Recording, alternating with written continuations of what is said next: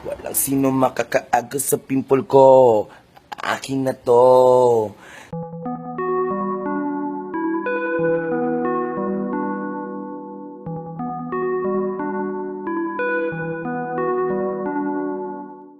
Hello guys, kamusta kayo? Sa video to ay muli nating balikan ang istorya ng lalaking sinasabing na-deport sa Saudi dahil sa sobrang kagwapuhan. Mapapapogi problems ka talaga pag nalaman mo ang istorya ng taong aking kukwento. At idagdag na rin natin ang kwento ng mga taong may kakaibang itsura.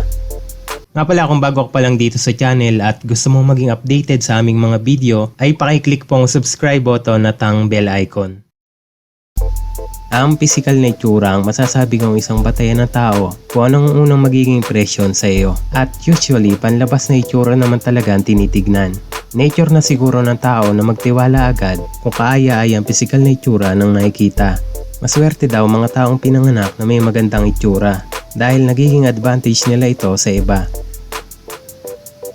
Si Omar Borkan Algala ay isang 30 years old na taga Dubai. Sa unang tingin pa lang, ay talaga namang kapuna-puna kay Omar ang kanyang kagwapuhan.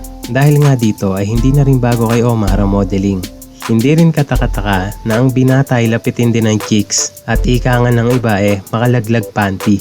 Noong taong 2013, sa isang festival sa Riyadh, habang kasama ang mga kaibigan, si Omar ay tumawag pansin sa mga babaeng Muslim na nasa lugar na iyon. Nakilala kasi ng mga kababaihan si Omar bilang isa sa mga model ng isang sikat na magazine. Ang mga babaeng iyon ay agad na nagkagulo at humingi ng autograph at picture mula sa binata. Na-overwhelm si Omar sa dami ng mga babaeng nagkagulo sa kanya at ang insidenteng ang iyon ang pumukaw ng pansin sa mga pulis. Kinausap si Omar na umalis na ng naturang festival upang hindi na magkagulo pa.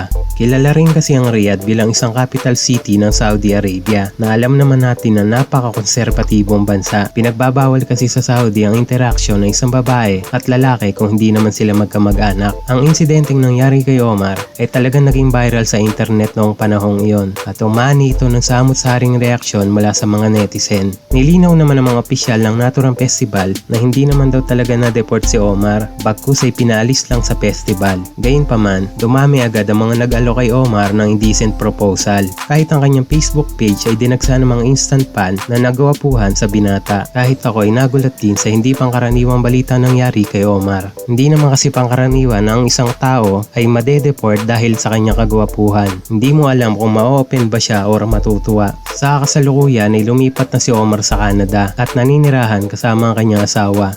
Isa lamang si Omar sa mga taong may kakaibang istorya pagdating sa itsura. Katulad na lamang ni Harnaam Kaur na nakakuha pa nga ng record sa Guinness dahil sa kanyang balbas. Sa ilang mga kalalakihan, ang pagkakaroon ng balbas o bigote ay simbolo ng pagiging macho. At kung ang pagkakaroon ng bigote at balbas ang pag-uusapan, ay hindi dyan magpapatalo si Harnaam. Sa edad pa lamang na 11 years old ay nagumpisa na tumubo ang kanyang facial hair sa muka.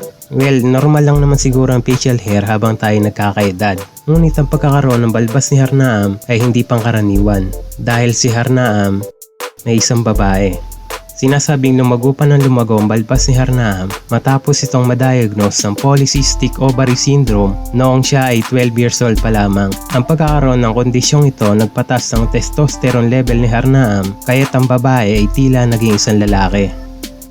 Noong una ay sinubukan ni Harnaam na ito ay ahitin dahil sa takot na siya ay mabuli. Ngunit nang tumagal ay unti-unting natanggap ng babae ang sitwasyon at noon ngang 2014, si Harnaam ang kauna-unahang babaeng may balbas na rumampa sa isang fashion show sa London. At ayon sa Guinness World Book of Record, si Harnaam ang pinakabatang may hawak ng record bilang isang babaeng may mahabang balbas. Ang ating ilong masasabing isa sa pinakapansining parte ng ating muka. Sa atin sa Pilipinas, ang pagkakaroon ng matangos na ilong ay isa daw sa mga standard ng pagiging maganda o gwapo. Karaniwan kasi sa mga Pinoy ang pagkakaroon ng pangong ilong. At ang iba nga ay umabot pa sa puntong gagastos ng malaki upang magparetoke. Kahit nga ang kilalang mga celebrity sa Pilipinas ay sinasabing nagpagawa ng ilong. At kung sa usaping ilong naman ay hindi rin magpapatalo si Mehmet o si Yurek. Sa unang tingin pa lamang ay masasabi mong may kakaiba talaga kay Mehmet. At ito nga ay ang kanyang pambihirang laki ng ilong. Ang sukat ng ilong ni Mehmet ay 3.46 inches mula sa dulo ng kanyang ilong hanggang sa nose bridge. Mapapawaw ka talaga pag nakita mo ito ng personal. At ang pambihirang ilongang iyon ni Mehmet ang nagmarka sa kasaysayan ng Guinness bilang isang taong may napakalaking ilong. Ikaw, Big deal ba sa iyo ang panlabas na inyo? Paki-comment lang po down below.